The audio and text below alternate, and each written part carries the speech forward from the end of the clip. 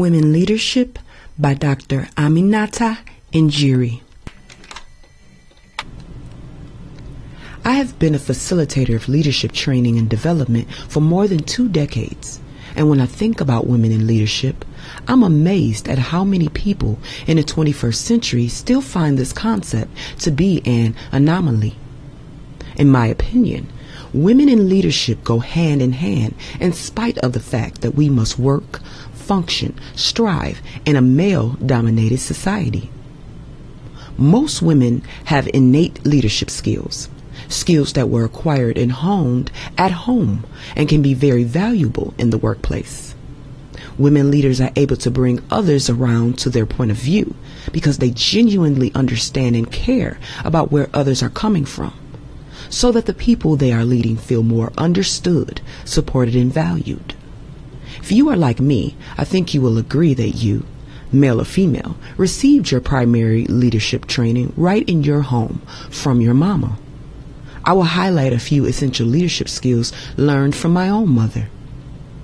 My mom never finished high school. She got pregnant at age 14, and back in the day, if you got a girl knocked up, you had to marry her. Now 15 years old and 9 months pregnant, my mom married my dad. She got married on a Saturday, went to the hospital on Sunday, and had me on Monday.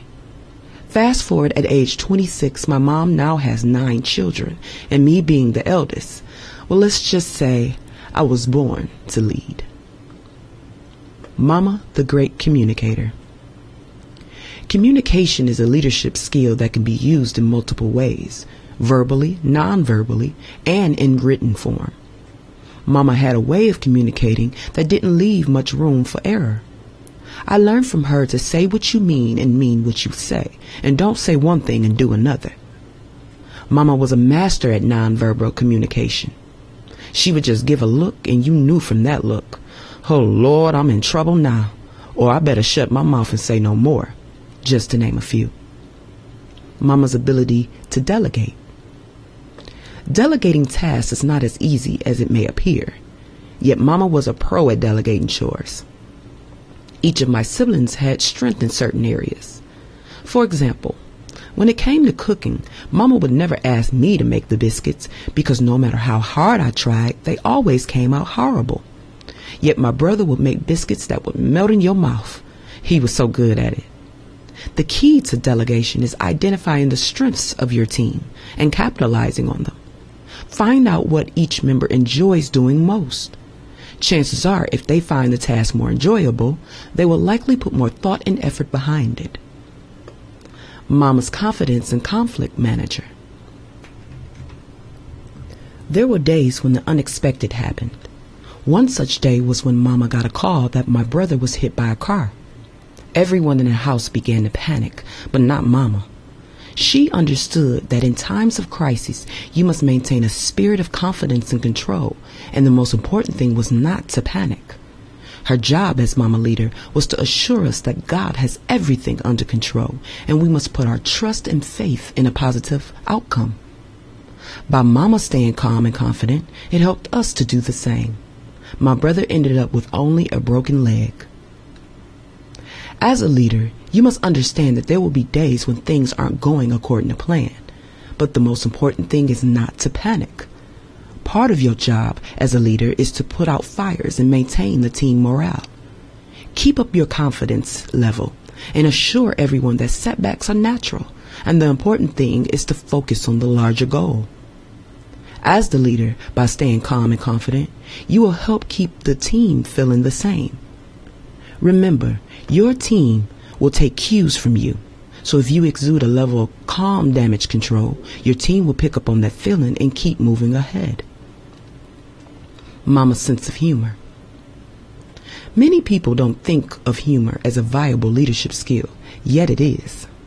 When we were younger, we always played games and cracked jokes.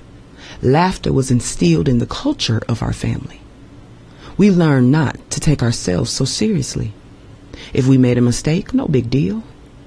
I remember the time I tried sewing, so Mama bought me a sewing machine, and I was so hyped and believed I was going to make all my clothes.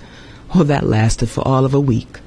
I tried making a skirt and it was just plain pitiful, according to Mama, who would for years love to tell the story of how me and the sewing machine would never be friends. Mama, the master team builder. I think it goes without saying that raising 9 children is no easy feat. The house had to be cleaned, the laundry done, the food cooked, homework to check on a daily. Each week, Mama would divide us into teams and assign us our chores rotating weekly. If my team had kitchen chores, next week we would have laundry duty or cooking duty. Women leaders demonstrated an inclusive team-building leadership style of problem-solving and decision-making. Women leaders use a better mix of what we attribute to males leaders' styles: direct, authoritative, and lead by example. They also know when to be more nurturing, inclusive, and collaborative. They coach and develop others to create more committed, collaborative, inclusive, and effective teams, carrying even more accountability than traditional leadership roles. This is just a few of the leadership skills learned in the home. My mama was CEO of HerFamily, Inc., and even though she never had formal training and never attended a seminar or workshop on leadership, she raised 9 children and, without ever saying it, empowered each of us with effective leadership skills.